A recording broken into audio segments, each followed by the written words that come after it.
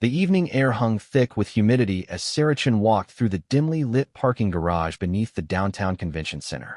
Her small frame moved with quiet confidence, her civilian clothes hiding the years of rigorous training that had sculpted her into one of the Navy's most elite warriors. The black cocktail dress and heels were a far cry from her usual combat gear, but tonight she was attending a military appreciation gala upstairs, trying to blend in among the hundreds of guests celebrating veterans and active service members. Sarah had always been different from her peers. Growing up in a small town in Oregon, she was the daughter of a Marine Corps veteran who had instilled in her the values of discipline, honor, and service from an early age.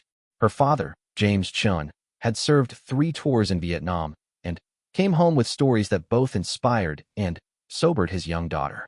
He never pushed her toward military service, but he taught her to shoot, to fight, and, most importantly, to never back down from a challenge. At 18, Sarah shocked her family and friends by announcing her intention to join the Navy. Most people assumed she would pursue a traditional role, perhaps in communications or administration. They had no idea that Sarah had already set her sights on something far more ambitious and dangerous. She wanted to become a Navy SEAL, even though at the time, women were not officially allowed in combat roles or special operations units. The path had been longer and more difficult than anyone could have imagined. Sarah spent years proving herself in various Navy roles, excelling in every assignment and training program she encountered. She became an expert in underwater demolition, advanced combat tactics, and psychological operations. When the military finally began opening combat roles to women, Sarah was among the first to volunteer for the grueling SEAL training program known as BUD/S. Basic Underwater Demolition/SEAL training was designed to break even the strongest candidates. The program had a failure rate of over 80%, with grown men collapsing under the physical and mental pressure. Sarah entered the program knowing she would face not only the standard challenges, but also the additional burden of proving that a woman belonged in this elite brotherhood. The training began before dawn every day with brutal physical conditioning. Push-ups, pull-ups, sit-ups, and runs on the beach in full gear became her daily routine. The instructors pushed every candidate to their absolute limits, looking for any sign of weakness or hesitation. Sarah refused to show either. When her male counterparts struggled with the weight of their packs during long marches, she gritted her teeth and kept pace. When they gasped for air during underwater swimming exercises, she remained calm and focused. Hell Week was the ultimate test. 5.5 days of continuous training with a maximum of 4 hours of sleep total. Candidates were pushed through surf torture, where they lay in the freezing Pacific Ocean waves for hours. They carried heavy boats on their heads, ran countless miles in soft sand, and endured psychological warfare from instructors determined to break their will. On the 3rd day of Hell Week, Sarah's team was tasked with carrying a 200-pound inflatable boat over their heads for a 5-mile run. The team consisted of 6 men and Sarah, all of whom had already been pushed beyond exhaustion. 3 miles into the exercise, one of her teammates collapsed from heat exhaustion.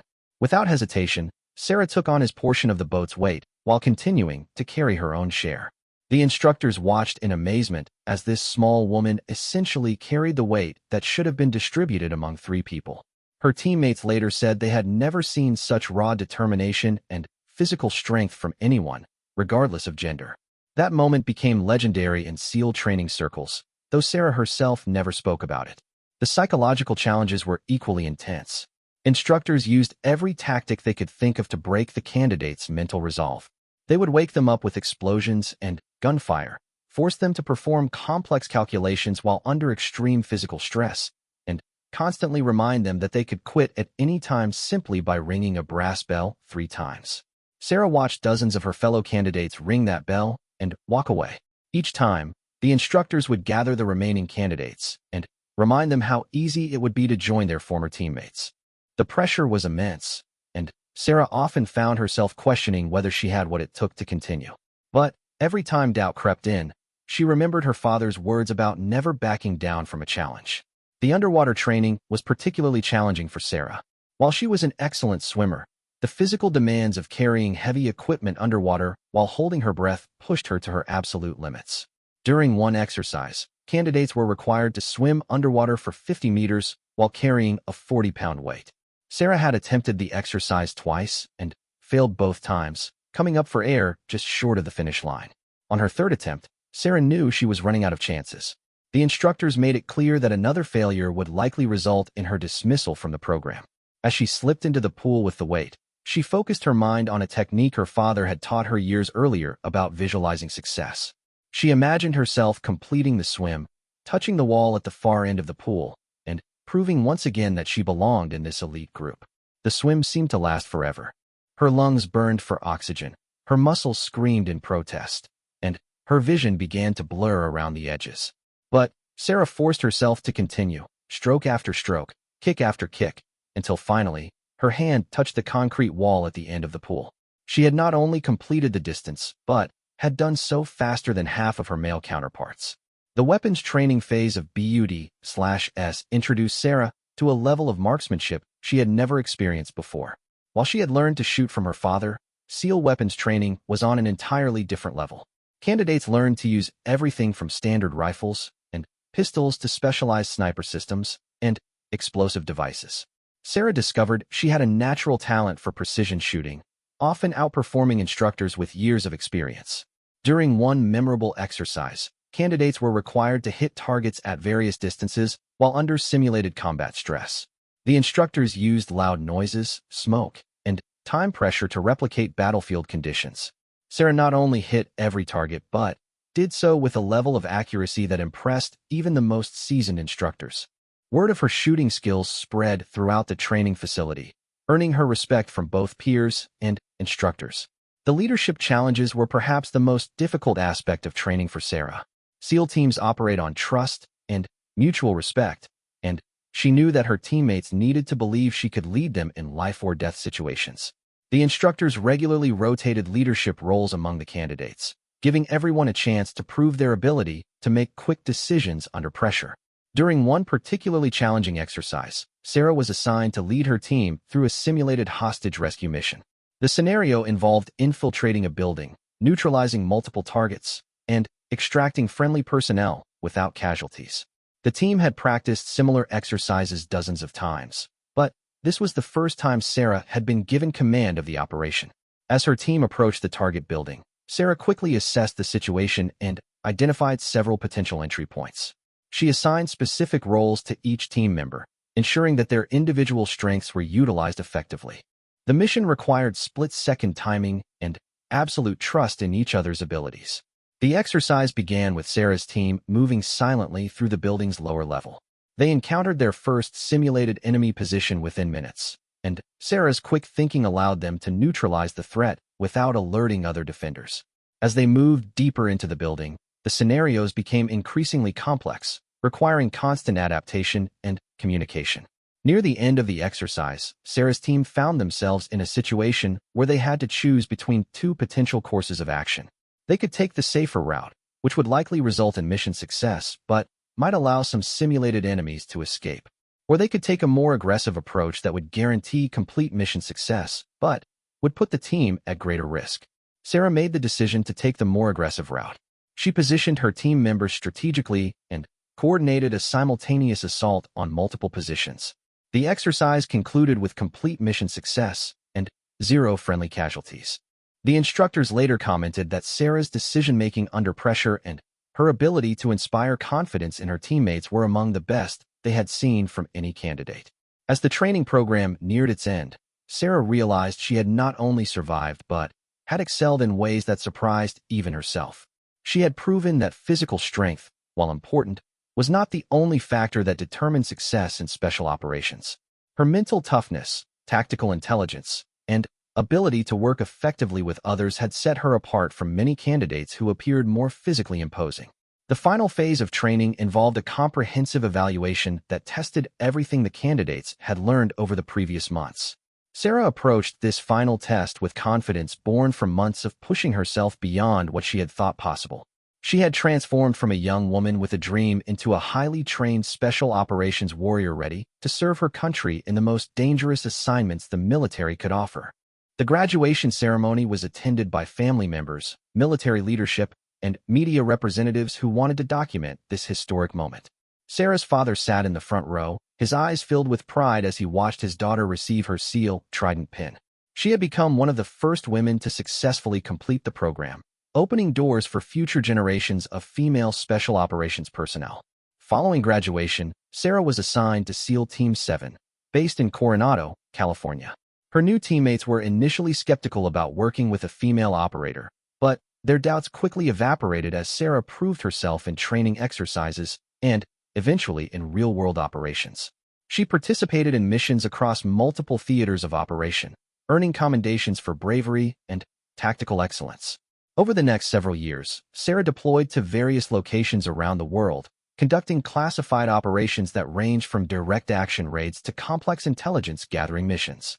She became known for her ability to blend into civilian environments while maintaining the tactical awareness necessary to respond to threats. Her small stature and unassuming appearance often worked to her advantage, allowing her to operate in situations where larger, more obviously military personnel would stand out. One of her most challenging assignments involved a 6-month deployment to an undisclosed location in the Middle East. Sarah's team was tasked with gathering intelligence on a terrorist organization that had been targeting American interests in the region. The mission required her to assume a civilian cover identity and live among the local population while secretly collecting information on enemy activities. The psychological stress of maintaining a false identity while constantly being aware of potential threats was unlike anything Sarah had experienced before. She had to balance the need to appear like an ordinary civilian with the requirement to gather actionable intelligence for her team. Every conversation, every interaction, and every movement had to be carefully calculated to avoid arousing suspicion. During this deployment, Sarah's language skills and cultural training proved invaluable. She had spent months preparing for the assignment, learning local customs, and perfecting her cover story. Her ability to blend in with the civilian population allowed her to gather intelligence that would have been impossible for her male teammates to obtain. The mission concluded successfully with the capture of several high-value targets and the disruption of multiple planned terrorist attacks. Sarah's contribution to the operation earned her a commendation from the highest levels of military leadership, though the details of her actions remained classified. Tonight, as she walked through the parking garage after the Military Appreciation Gala, Sarah was taking a brief break from active duty. She had been granted a short leave to recover from her latest deployment and to spend time with her family. The evening had been enjoyable, giving her a chance to reconnect with other veterans and to share stories with people who understood the sacrifices required by military service. The parking garage was nearly empty at this late hour, with only a few vehicles scattered across the various levels. Sarah's rental car was parked on the 3rd level, and she looked forward to the quiet drive back to her hotel.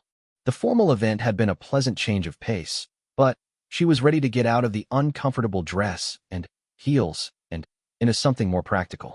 As she walked toward her car, Sarah's trained senses picked up something that made her pause. Years of operating in hostile environments had given her an almost supernatural ability to detect when something was not quite right. The garage was too quiet, and she could sense movement in the shadows near her vehicle.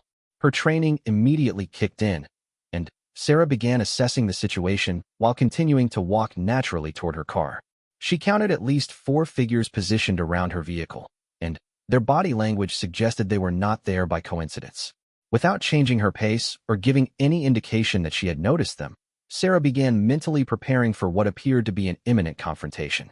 The 5 young men had been waiting for over an hour, growing increasingly impatient as they watched expensive cars come and go from the Military Appreciation Gala. They had chosen this location specifically because they knew wealthy attendees would be parking here, and they had already identified several potential targets for robbery.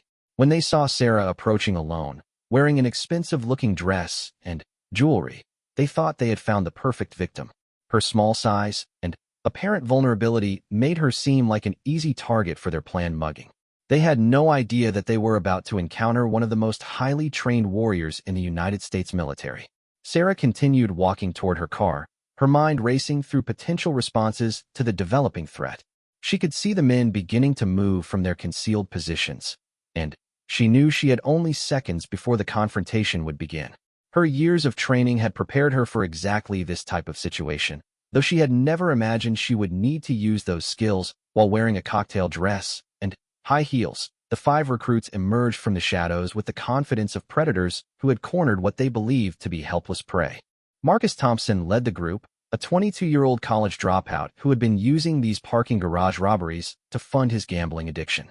Behind him followed Jake Rodriguez, Tony Williams, David Park, and Kevin O'Sullivan, all young men who had fallen into a pattern of petty crime and bad decisions. Marcus had been planning these operations for months, carefully selecting locations and timing to maximize their success while minimizing their risk of getting caught.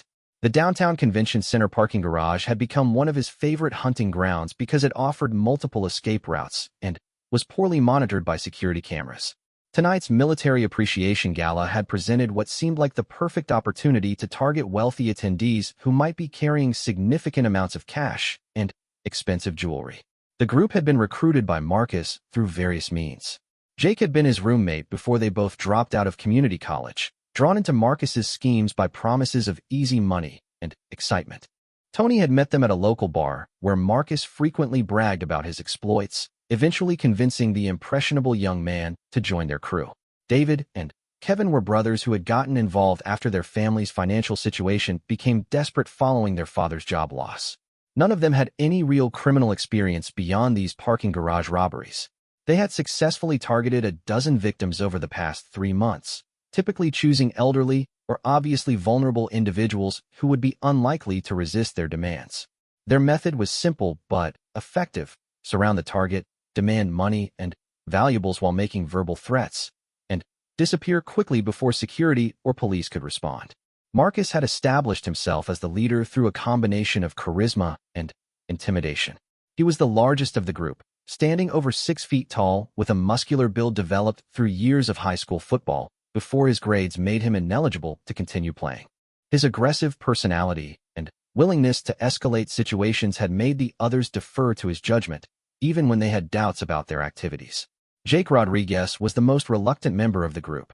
At 19, he still lived with his parents and worked part-time at a local restaurant, but his wages were barely enough to cover his basic expenses. Marcus had convinced him that these robberies were a temporary solution to his financial problems, promising that they would stop once everyone had enough money to get back on their feet. Jake's conscience bothered him after every incident, but his fear of Marcus and his desperate need for money kept him participating. Tony Williams was perhaps the most eager of the group, viewing their criminal activities as an adventure rather than understanding the serious consequences they could face. At 21, he had never held a steady job and had been living off his grandmother's Social Security checks until Marcus offered him a way to make what seemed like easy money.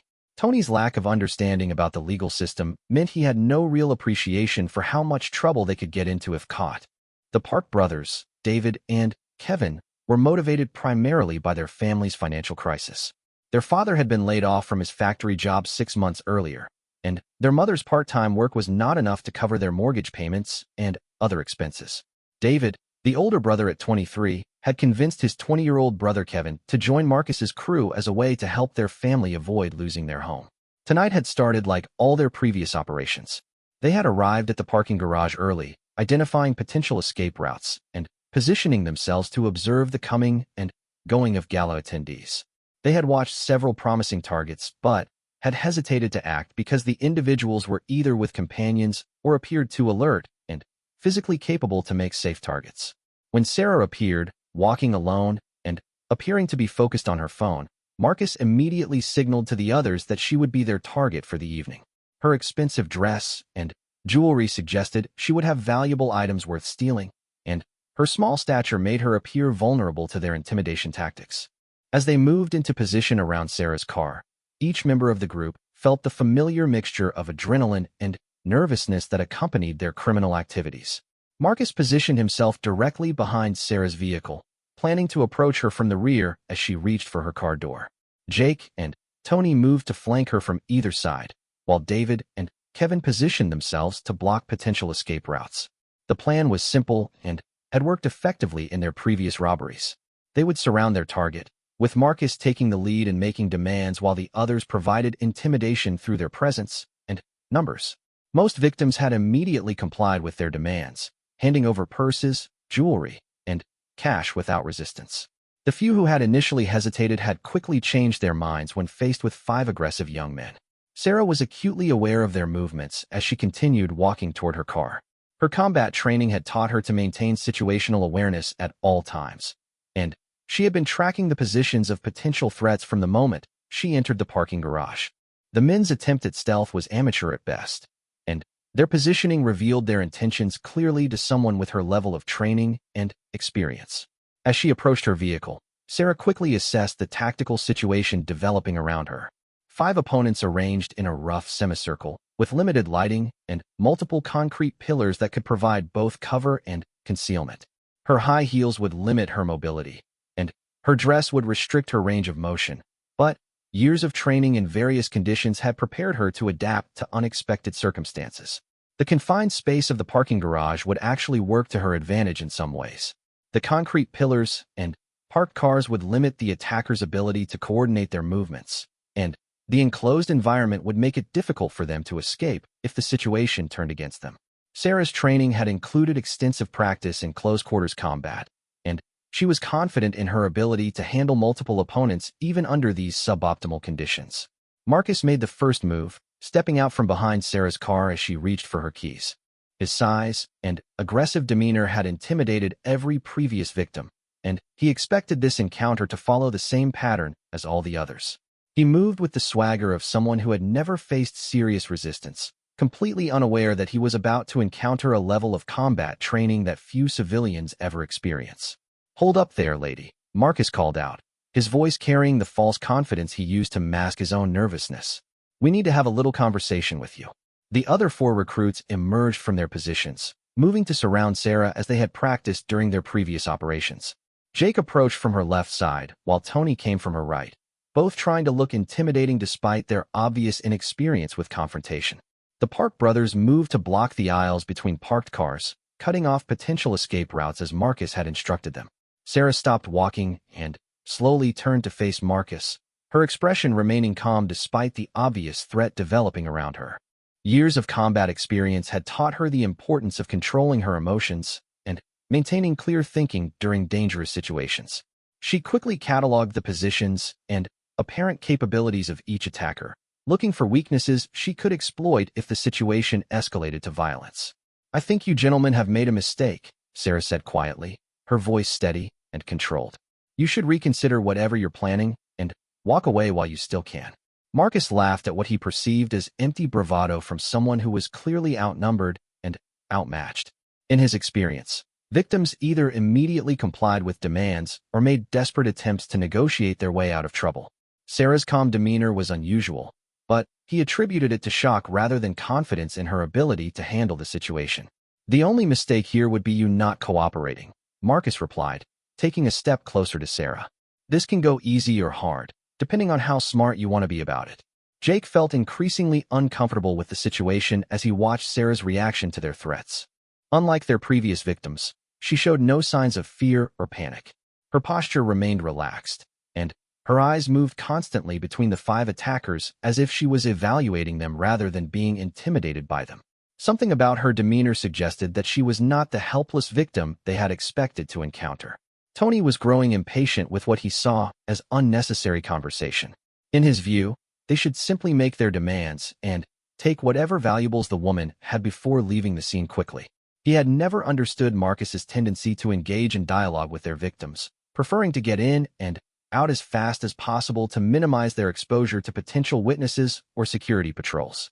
The Park brothers exchanged nervous glances as they maintained their positions, blocking Sarah's potential escape routes.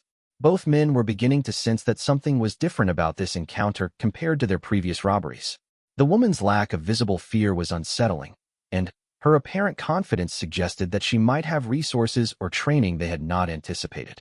Sarah continued to assess the tactical situation while maintaining her calm exterior. She could see that the attackers were inexperienced and nervous, which would work to her advantage if she needed to act. Their positioning was amateur, with gaps in their formation that she could exploit, and their body language suggested they were not prepared for serious resistance. Marcus pulled out a knife, a 6-inch folding blade that he had purchased specifically for these robberies. He had never actually used the weapon against any of their previous victims, but it had proven effective as an intimidation tool. The sight of the blade had typically been enough to convince reluctant victims to comply with their demands without further resistance. "Now I'm hoping we understand each other better," Marcus said, holding the knife in a way that made it clearly visible to Sarah. "Empty your purse," Take off that jewelry, and give us whatever cash you're carrying. Do it now, and nobody gets hurt.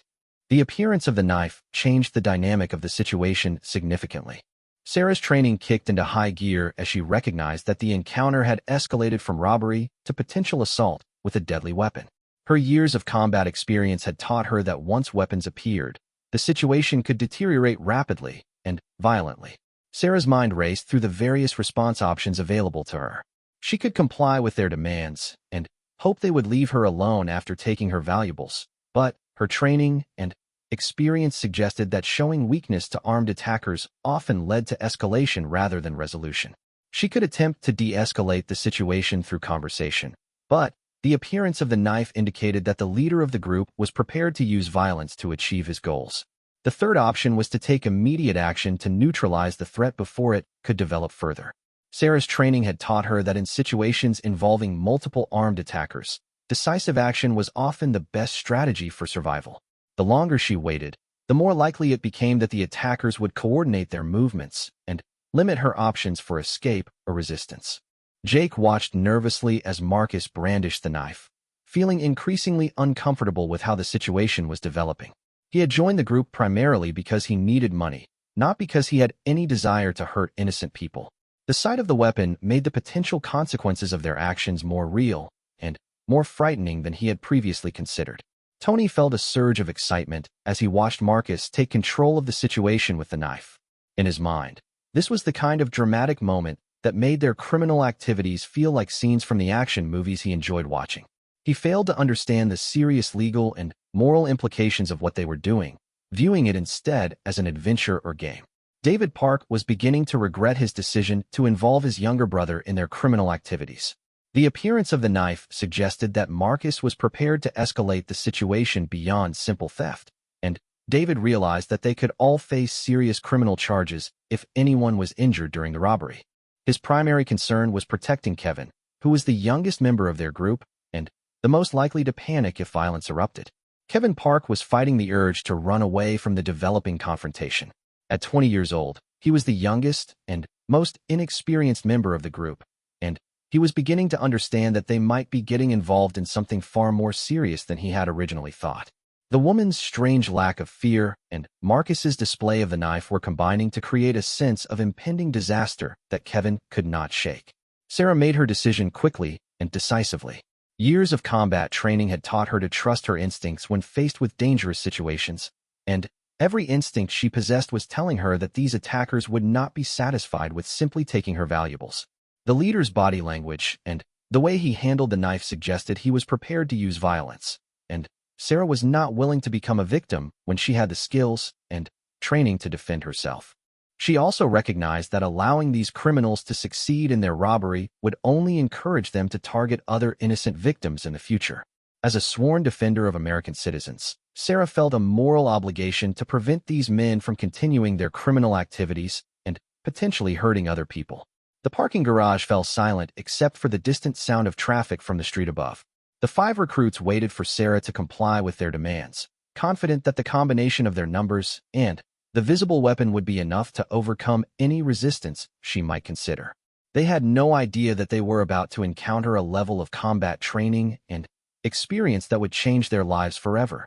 Sarah took a small step backward, ostensibly to create distance from Marcus and his knife. In reality, the movement was designed to optimize her positioning for the explosive action she was about to take.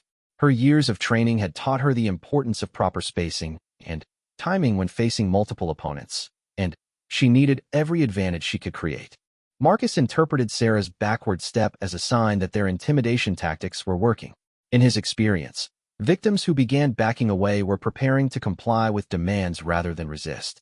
He relaxed slightly, already imagining the valuables they would take from this obviously wealthy woman. The moment of calm before the storm stretched for several seconds as both sides prepared for what was about to happen. The 5 recruits thought they were in complete control of the situation, while Sarah was gathering herself for an explosive demonstration of why underestimating a Navy SEAL was one of the most dangerous mistakes anyone could make. The transformation that occurred in the next 30 seconds was so swift and devastating that the 5 recruits would struggle for years afterward to understand exactly what had happened to them. In the span of time it takes to draw a single breath, Sarah Chun went from appearing to be a helpless victim to demonstrating why Navy SEALs are considered among the most lethal warriors on Earth. Sarah's first move was designed to neutralize the immediate threat posed by Marcus and his knife, while simultaneously disrupting the coordination of the other attackers. She stepped forward instead of backward, closing the distance to Marcus faster than his nervous system could process. Her right hand shot up in a precise strike that hit his wrist with surgical accuracy, using a pressure point technique that caused his fingers to open involuntarily and release the knife. The blade clattered harmlessly to the concrete floor as Marcus stared in shock at his suddenly numb hand. Before he could even begin to process what had happened, Sarah's left elbow connected with his solar plexus with devastating force. The blow drove all the air from his lungs and doubled him over, leaving him gasping and helpless as Sarah spun to address the next closest threat. Jake Rodriguez had been moving towards Sarah from her left side when she suddenly exploded into action. His mind struggled to reconcile what he was seeing with what he had expected to happen. The small woman in the cocktail dress had just disabled Marcus, their largest and most aggressive member, with movements so quick and precise that Jake barely saw them happen. Sarah's combat training had taught her that when facing multiple opponents, speed and decisive action were essential to prevent them from coordinating their attacks. She could not allow them time to recover from their initial surprise or to develop a new plan of attack. Each opponent had to be neutralized quickly and completely before moving to the next threat.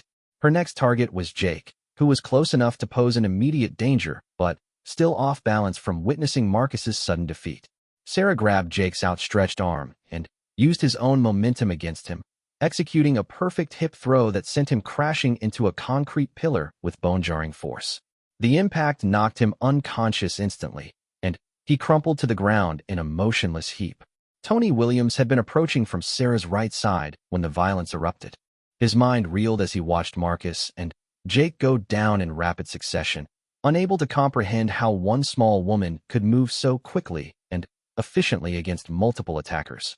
His confidence evaporated as he realized they had seriously underestimated their intended victim. Sarah pivoted smoothly toward Tony, her movements flowing like a deadly dance choreographed through years of intensive training. Tony threw a wild punch that Sarah avoided effortlessly, stepping inside his guard and delivering a precise strike to his throat that temporarily paralyzed his vocal cords and made breathing difficult. As Tony gasped and stumbled backward, Sarah swept his legs and sent him crashing to the ground where he lay writhing and struggling for air.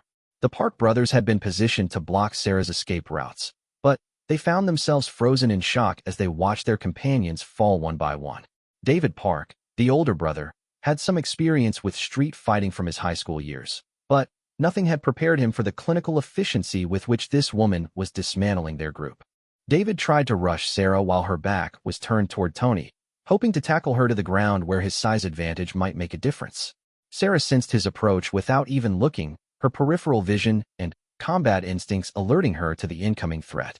She sidestepped at the last moment, causing David to stumble past her as she grabbed his shirt and used his momentum to propel him face first into the side of a parked car. The impact left a spider web of cracks in the car's window and dropped David to his knees with blood streaming from his broken nose. He knelt on the concrete, dazed and disoriented, as Sarah turned her attention to the final member of their group. Kevin Park was the youngest and least experienced of the 5 attackers, and he was completely overwhelmed by the sudden reversal of fortune that had befallen his group. Less than 30 seconds earlier, he had been part of what seemed like a routine robbery. Now 4 of his companions were down, and he found himself facing a woman who moved like something out of an action movie. Kevin's first instinct was to run, but his legs felt like they were made of lead. The shock of seeing his older brother and friends defeated so easily had left him paralyzed with fear and confusion. He had never been in a real fight before, and he had no idea how to respond to the level of violence he was witnessing. Sarah could see the terror in Kevin's eyes as she approached him with the fluid grace of a predator who had already secured victory. Her training had taught her to assess threats continuously, and she could tell that this final opponent posed no real danger to her. He was young, scared, and completely out of his depth in this situation. Rather than using the same level of force she had employed against the others, Sarah grabbed Kevin by his shirt and spun him around, applying a sleeper hold that cut off blood flow to his brain without causing permanent damage. Within seconds, Kevin went limp in her arms, and she lowered his unconscious form gently to the ground. The entire confrontation had lasted less than 30 seconds from start to finish. 5 young men who had approached Sarah with confidence and aggression were now scattered across the parking garage floor, incapacitated by a level of combat skill they had never imagined possible. The silence that followed was broken only by the labored breathing of those who were still conscious. Marcus slowly pushed himself up to his hands and knees, still struggling to breathe normally after the devastating blow to his solar plexus. His wrist throbbed where Sarah had struck the pressure point, and his fingers were only beginning to regain sensation. The knife that had made him feel so powerful and threatening just moments earlier lay forgotten on the concrete several feet away. Tony was sitting up against a concrete pillar, one hand clutched to his throat as he worked to restore his breathing to normal. The precise strike Sarah had delivered had temporarily affected his ability to speak, and every breath was a conscious effort that reminded him of how completely he had been outmatched by their intended victim. David Park was still kneeling beside the damaged car, blood from his broken nose dripping onto his shirt as he tried to make sense of what had just happened. The pain in his face was secondary to the shock of realizing how badly they had misjudged the situation. The woman they had thought was helpless had just systematically dismantled their entire group with an efficiency that suggested professional training. Jake and Kevin remained unconscious, though both were breathing normally and would recover fully from their encounters with Sarah's combat skills. Jake would wake up with a concussion and a collection of bruises from his impact with the concrete pillar. Kevin would regain consciousness in a few minutes with nothing more than a headache and a profound new respect for the importance of choosing one's adversaries carefully. Sarah stood in the center of the aftermath, her breathing steady and controlled despite the physical exertion of the past 30 seconds. Her cocktail dress was slightly wrinkled, and one of her high heels had a small scuff mark, but otherwise she appeared completely unaffected by the violent encounter she had just concluded. Her training had prepared her for situations exactly like this one. The muscle memory developed through years of practice had allowed her to respond instantly and effectively to the threat posed by the 5 attackers. Every movement had been precise and purposeful, designed to neutralize each opponent quickly while conserving energy for the next engagement. Sarah walked over to where Marcus's knife lay on the ground and carefully picked it up using a tissue from her purse, being careful not to contaminate any fingerprint evidence that might be useful to law enforcement. She had no intention of keeping the weapon, but she wanted to ensure it could not be used against her or anyone else if the situation developed further complications. The 3 conscious attackers watched her movements with a mixture of fear, respect, and confusion. They were beginning to understand that they had attempted to rob someone with professional combat training, though none of them could have guessed the true extent of Sarah's military background and experience. Marcus found his voice first, though speaking was still somewhat difficult due to his breathing problems. Who are you?" he gasped, genuine curiosity mixing with his fear and pain. Sarah looked down at him with an expression that was neither angry nor sympathetic, but rather clinical in its assessment of the situation. "Someone you really shouldn't have messed with," she replied simply. Tony tried to speak, but managed only a hoarse whisper due to the damage to his throat. The reality of their situation was beginning to sink in, and he was starting to understand that they were in serious legal trouble regardless of how this encounter concluded. Attempting to rob someone was bad enough, but doing so while armed with a knife elevated their actions to a much more serious category of crime. David Park was struggling with the dual shock of physical pain and the realization that his attempt to help his family financially had just backfired catastrophically.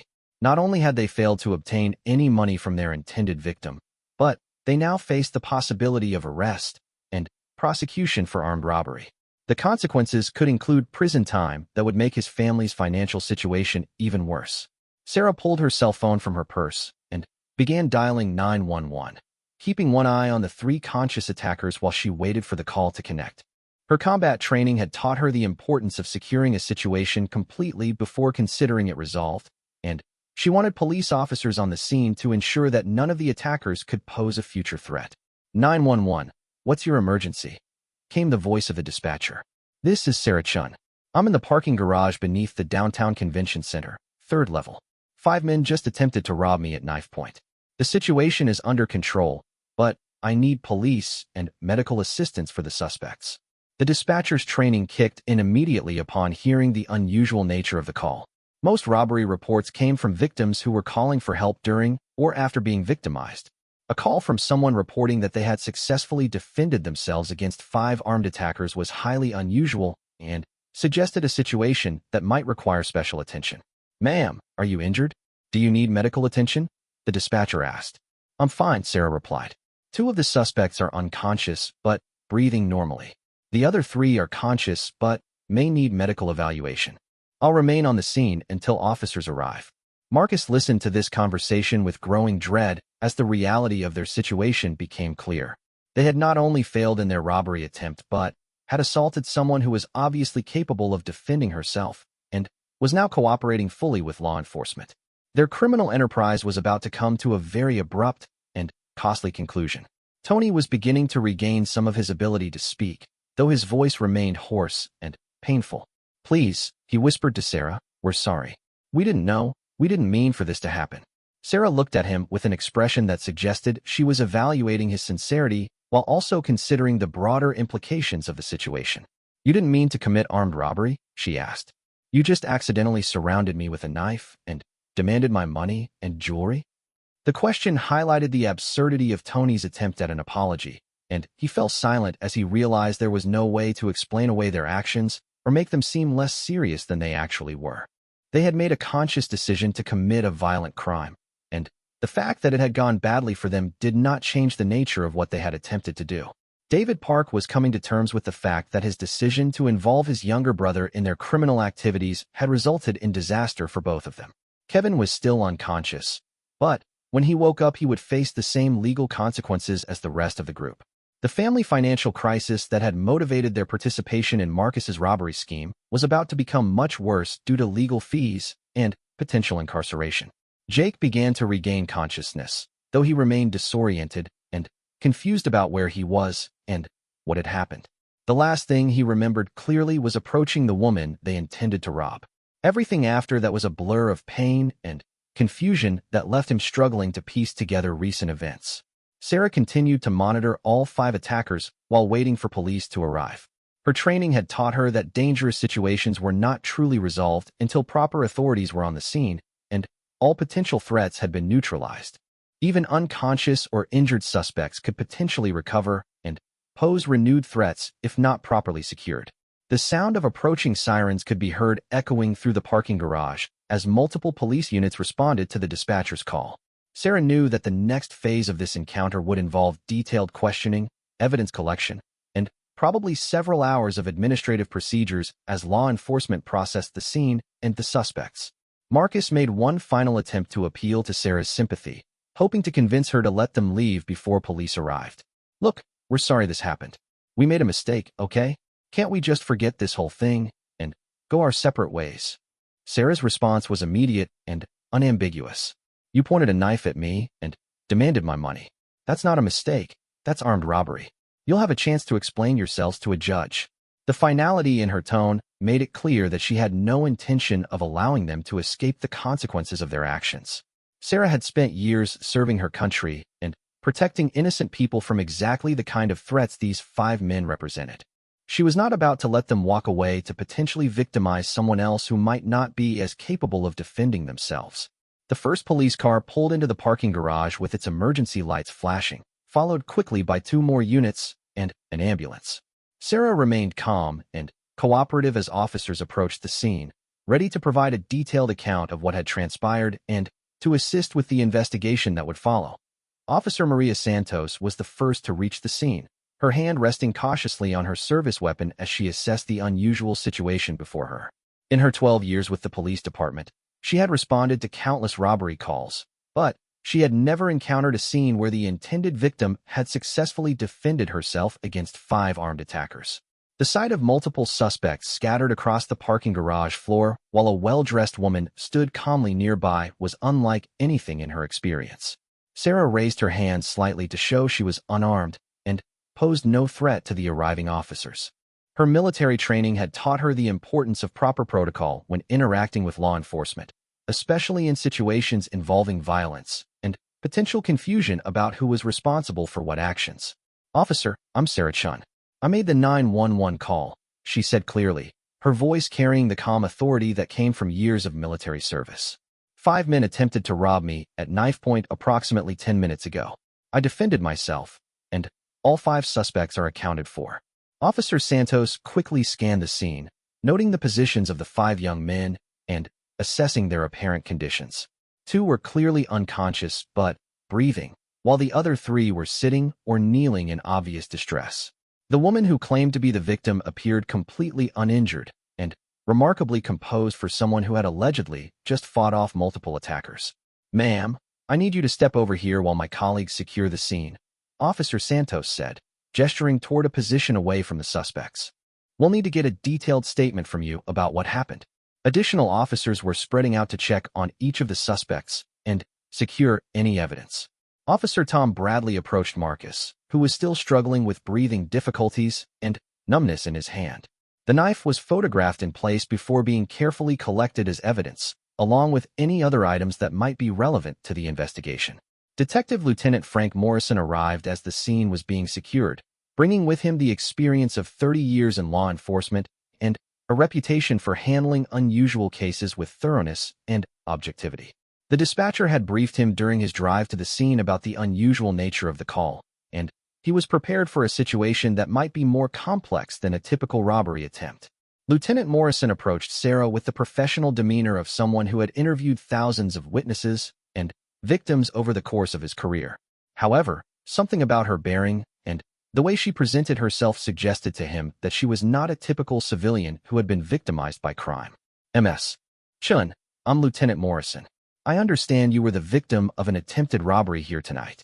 Before we begin taking your formal statement, I need to ask if you require any medical attention or if you feel you're in immediate danger from any other threats."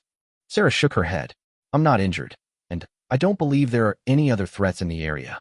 These 5 men approached me as I was walking to my car, and one of them produced a knife and demanded money and jewelry.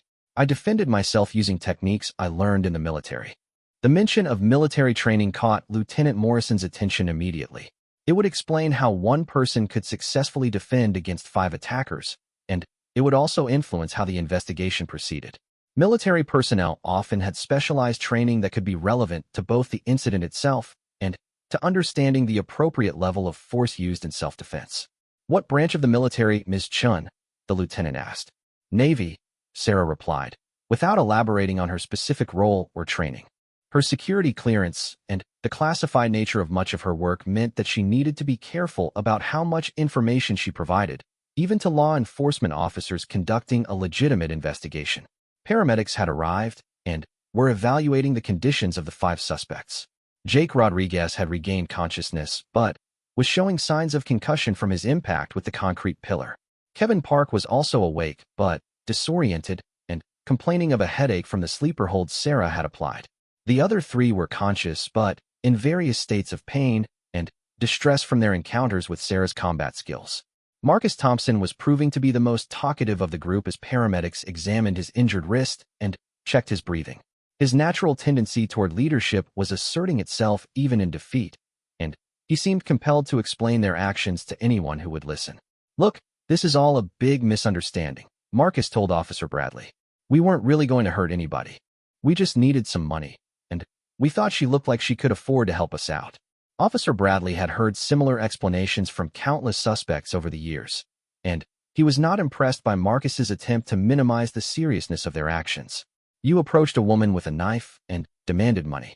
That's armed robbery, not a misunderstanding." Tony Williams was still having difficulty speaking due to the damage to his throat, but he managed to whisper his own version of events to the paramedic who was examining him. His account was largely consistent with what the other suspects were saying, though he seemed more focused on the shock of being defeated so easily than on trying to justify their actions. David Park was dealing not only with his broken nose and other injuries, but also with guilt over involving his younger brother in what had turned into a disaster. As paramedics worked to stop the bleeding from his nose, he kept looking over at Kevin and regretting the decisions that had led them to this moment. Lieutenant Morrison began taking Sarah's formal statement, starting with her background and the events that had brought her to the parking garage that evening.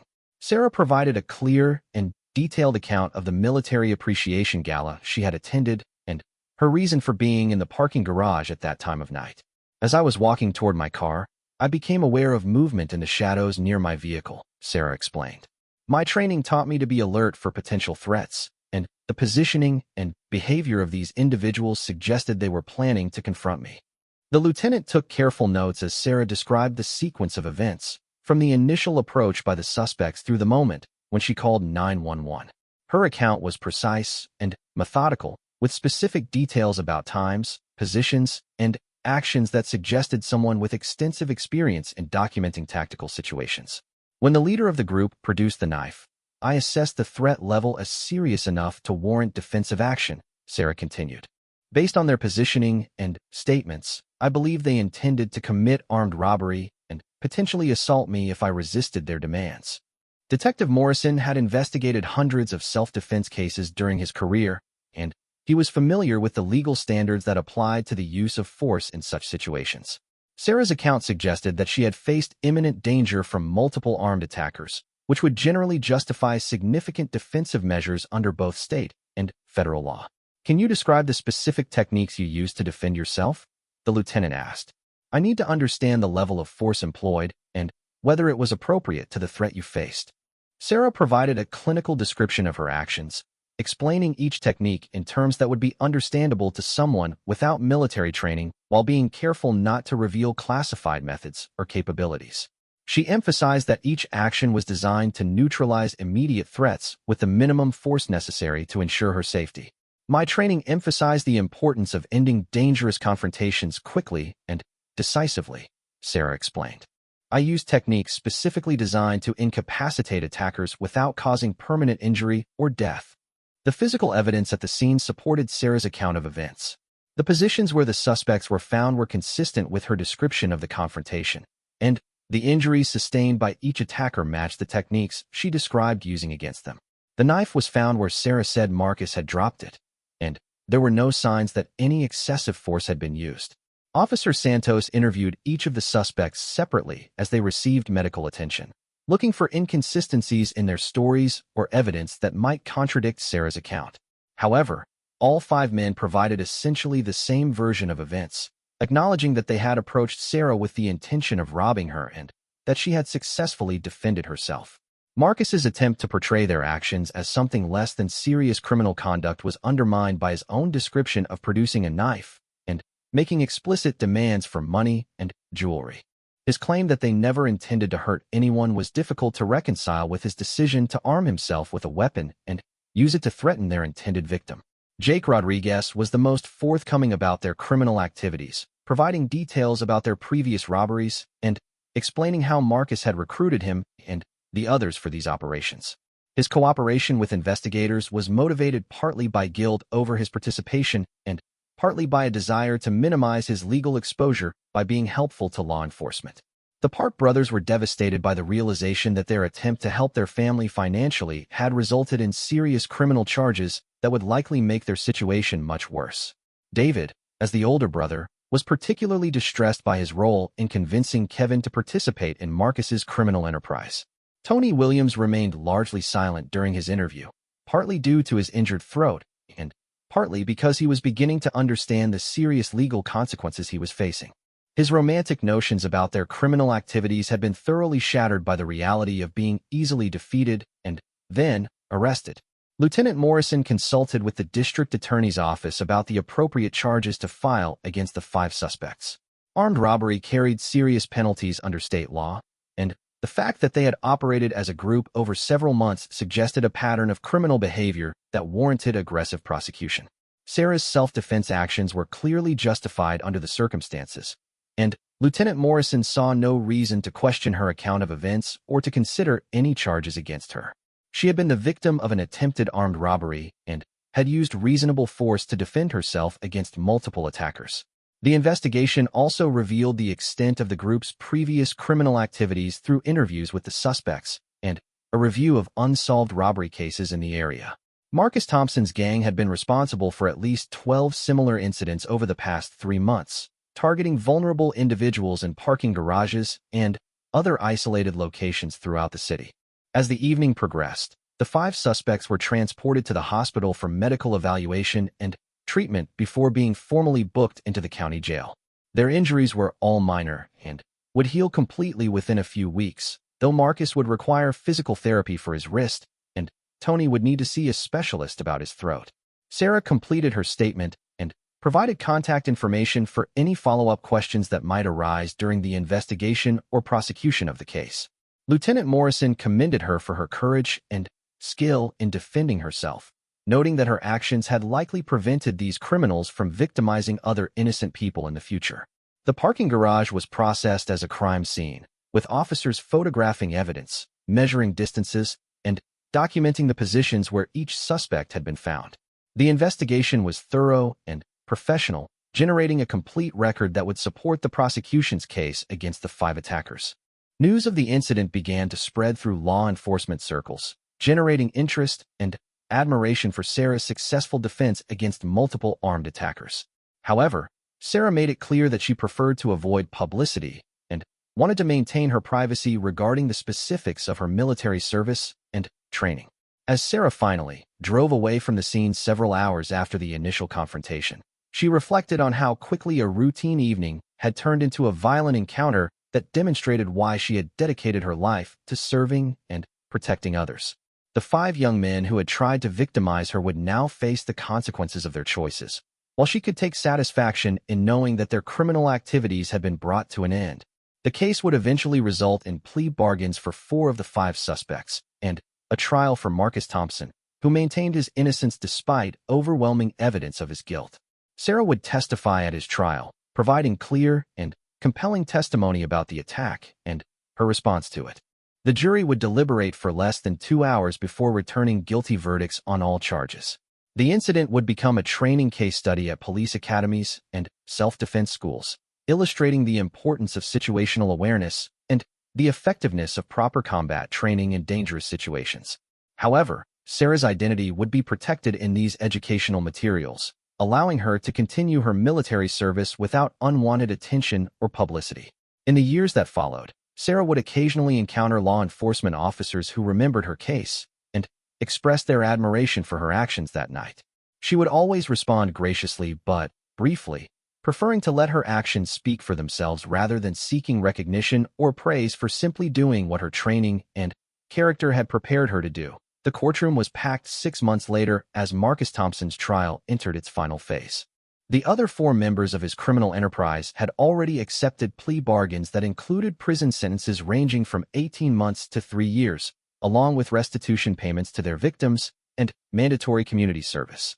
Marcus had refused to negotiate, maintaining his innocence and insisting that the events in the parking garage had been misunderstood by law enforcement and prosecutors.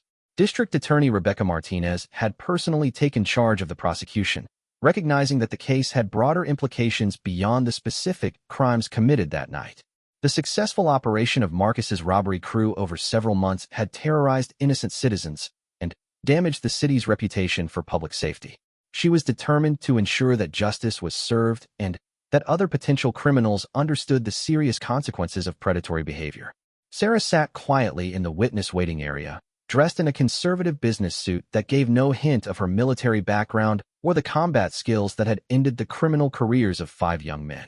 She had been granted leave from her military duties to testify in the trial, though her superiors had made it clear that she should avoid discussing any classified aspects of her training or service. The defense attorney, Robert Hendricks, had built his strategy around the argument that Marcus and his associates were young men who had made poor choices due to difficult circumstances, and that Sarah's response had been disproportionate to the actual threat they posed. He planned to portray the defendants as misguided youth who deserved sympathy rather than harsh punishment. However, Hendricks faced significant challenges in defending his client. The physical evidence from the scene was overwhelming. Multiple witnesses had provided consistent testimony about Marcus's leadership role in the criminal enterprise, and the other 4 defendants had already admitted their guilt and implicated Marcus as the mastermind of their operations. Judge Patricia Williams had presided over thousands of criminal cases during her 20-year career on the bench, but the Marcus Thompson case was unusual in several respects. The successful self-defense action by the victim had prevented what could have been a much more serious crime, and the investigation had revealed an extensive pattern of criminal behavior that had gone undetected by law enforcement for months. The prosecution's case had been methodical and comprehensive. Detective Lieutenant Morrison had testified about the crime scene investigation and the evidence collected that night. The other 4 defendants had taken the stand to describe their criminal activities and Marcus's role in planning and coordinating their robberies. Medical experts had explained the injuries sustained by each defendant and confirmed that they were consistent with defensive actions rather than an aggressive assault. Sarah was called to testify on the 3rd day of the trial. As she walked to the witness stand, several jurors noticed her confident bearing and the way she moved with fluid precision despite wearing civilian clothes. The courtroom fell silent as she was sworn in and took her seat, ready to provide her account of the events that had brought them all together. District Attorney Martinez began her direct examination by establishing Sarah's background and the circumstances that had brought her to the parking garage that evening. Sarah answered each question clearly and directly, providing the jury with a picture of an ordinary evening that had been disrupted by an extraordinary act of violence. Ms. Chun, please tell the jury what happened when you encountered the defendant and his associates in the parking garage, the prosecutor requested.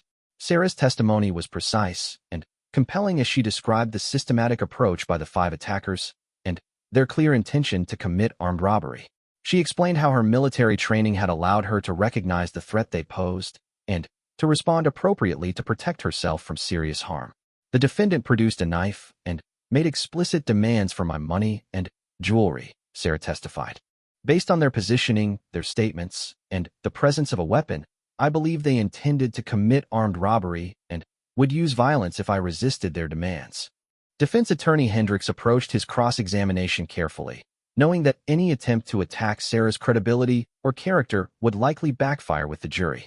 Instead, he focused on trying to minimize the perceived threat posed by his client and to suggest that Sarah's response had been excessive given the circumstances. Ms. Chun, isn't it true that my client and his associates were unarmed except for a single knife? Hendricks asked. No, that's not correct, Sarah replied. 5 people attacking one person with any weapon represents a serious threat. The knife was just one element of the danger I faced. Hendricks tried several different approaches to undermine Sarah's testimony, but each attempt was met with calm, factual responses that reinforced the prosecution's case. Sarah's military training had included extensive preparation for testifying in legal proceedings, and she was well equipped to handle aggressive questioning while maintaining her composure and credibility. Isn't it true, Ms. Chun, that you could have simply complied with their demands and avoided any violence? The defense attorney pressed. I could have given them my money and jewelry, Sarah acknowledged. But there was no guarantee they would have been satisfied with that or that they wouldn't have escalated to sexual assault or other violence. My training taught me that showing weakness to armed attackers often leads to increased danger rather than safety. The prosecution's redirect examination allowed Sarah to clarify several points that the defense had attempted to obscure. She explained that her response had been designed to neutralize the immediate threat while using the minimum force necessary to ensure her safety. Each technique she had employed was specifically chosen to incapacitate the attackers without causing permanent injury or death. Ms. Chun, during your military service, have you received training in the appropriate use of force for self-defense situations? District Attorney Martinez asked. Yes, extensive training, Sarah replied. We're taught to assess threats quickly and to respond with precisely the level of force necessary to neutralize the danger. The goal is always to end dangerous situations as quickly as possible while minimizing harm to all parties involved. The defense called several character witnesses who testified about Marcus Thompson's background and the difficult circumstances that had led to his involvement in criminal activity. His high school football coach described him as a talented athlete who had lost his way after becoming ineligible to play due to poor grades. A former employer spoke about Marcus's work ethic when he was motivated and employed. However, these character witnesses were undermined by the testimony of the other 4 defendants, who had provided detailed accounts of Marcus's leadership in planning and executing their criminal activities. They described how he had recruited them, taught them his methods for selecting and approaching victims, and how he had escalated their operations to include the use of weapons. Jake Rodriguez's testimony was particularly damaging to Marcus's defense. He described how Marcus had gradually convinced him to participate in increasingly serious criminal activities, starting with simple theft and progressing to armed robbery. Jake's obvious remorse and cooperation with prosecutors contrasted sharply with Marcus's continued denials of responsibility. Marcus told us that rich people wouldn't miss a few $100s, and that we deserved to take what we needed, Jake testified. He said if we looked tough enough and had a weapon, most people would just give us what we wanted without any trouble. The Park brothers testified about their family's financial difficulties and how Marcus had convinced them that robbery was a quick solution to their problems. Their testimony revealed Marcus's manipulation of their desperate circumstances and his disregard for the potential consequences of his criminal enterprise. Tony Williams had recovered from his throat injury sufficiently to testify about the night of their encounter with Sarah. His account of their approach and attack was consistent with the other testimony and confirmed that Marcus had been the leader and decision-maker throughout the incident. Marcus was the one who picked her as our target, Tony testified. He told us she looked like she had money and that she was alone and vulnerable. When she didn't immediately give us what we wanted, he pulled out the knife to scare her. The prosecution's closing argument emphasized the serious nature of Marcus's crimes and his role as the leader of a criminal organization that had terrorized innocent citizens for months. District Attorney Martinez reminded the jury that armed robbery was a serious felony that carried significant penalties precisely because of the danger it posed to victims and the broader community. The defendant made a series of choices that led to his confrontation with Ms. Chun, the prosecutor argued. He chose to recruit others for criminal activity. He chose to arm himself with a knife. He chose to approach a woman in an isolated location and threaten her with violence. The consequences of those choices are his responsibility, not hers. Defense attorney Hendricks made his closing argument with passion but limited options given the overwhelming evidence against his client. He asked the jury to consider Marcus's youth and the circumstances that had led to his criminal behavior, arguing for leniency rather than the harsh penalties sought by the prosecution. My client made mistakes, serious mistakes, Hendricks acknowledged. But he's a young man who can still turn his life around if given the chance. Sending him to prison for decades won't help him or protect society as effectively as rehabilitation and community service. The jury deliberated for less than 3 hours before returning with guilty verdicts on all counts. Marcus was convicted of armed robbery, conspiracy, assault with a deadly weapon, and leading a criminal enterprise. The evidence had been too overwhelming and the testimony too consistent for any reasonable doubt about his guilt. Judge Williams sentenced Marcus to 8 years in state prison, followed by 5 years of supervised probation. The sentence was within the guidelines for his crimes, but reflected the serious nature of his actions and his leadership role in the criminal organization. The other 4 defendants received shorter sentences due to their cooperation with prosecutors and their acceptance of responsibility for their actions. Sarah attended the sentencing hearing but declined to make a victim impact statement, preferring to let the judicial process proceed without her personal commentary on the appropriate punishment. She was satisfied that justice had been served and that the criminal organization had been completely dismantled. In the months following the trial, all 5 defendants began serving their sentences and participating in rehabilitation programs designed to address the underlying issues that had led to their criminal behavior. Marcus remained defiant and uncooperative initially, but gradually began to accept responsibility for his actions as he adapted to prison life.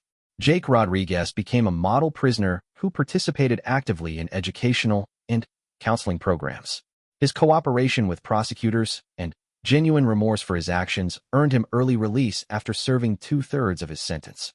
He eventually completed college and became a counselor working with at-risk youth, using his experience to help others avoid the mistakes he had made. The Park brothers served their sentences and returned to their family with a new appreciation for the importance of making legal choices even in difficult circumstances. David found steady employment in construction and was able to help his family avoid foreclosure on their home. Kevin completed his education and became an advocate for financial literacy programs that help families avoid the desperation that had led to their criminal activity. Tony Williams struggled initially with accepting responsibility for his actions, but eventually participated in therapy programs that helped him understand the impact of his choices on others. He served his full sentence and was released with a commitment to avoiding criminal activity and making positive contributions to his community. Marcus Thompson's prison sentence provided him with time to reflect on the choices that had led to his downfall. After 2 years of defiance and difficulty, he began participating in educational programs and eventually earned his GED. He became a mentor for younger inmates and developed an understanding of how his leadership abilities could be used for positive purposes rather than criminal enterprises. Sarah returned to her military duties following the trial, continuing her service with the same dedication and professionalism that had characterized her entire career. The incident in the parking garage became known within military circles as an example of how proper training and mindset could enable service members to protect themselves and others even in unexpected civilian situations. The case was studied by law enforcement agencies as an example of successful self-defense and the importance of thorough investigation and prosecution of criminal enterprises. Sarah's actions were highlighted as a model of appropriate response to threats, demonstrating how trained individuals could neutralize danger while minimizing harm to all parties involved. Years later, Sarah would occasionally encounter people who recognized her from news coverage of the trial or who had heard about her actions through military or law enforcement networks. She would always respond graciously but briefly, preferring to focus on her continued service rather than past events.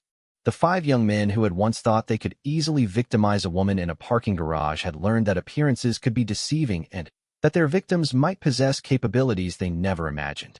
Their encounter with Sarah Chun had lasted only 30 seconds, but the consequences would influence the rest of their lives, teaching them lessons about respect, responsibility, and the importance of choosing their actions carefully. The parking garage where it all happened was eventually renovated with improved lighting and security cameras, partly in response to the criminal activity that had taken place there. A plaque was installed recognizing the importance of personal safety awareness and the courage of citizens who stand up to criminal behavior, though Sarah's name was not mentioned to protect her privacy and security. The story became part of local law enforcement lore, passed down through training programs and informal discussions as an example of how quickly dangerous situations could develop and how proper training and mindset could make the difference between becoming a victim and successfully defending oneself.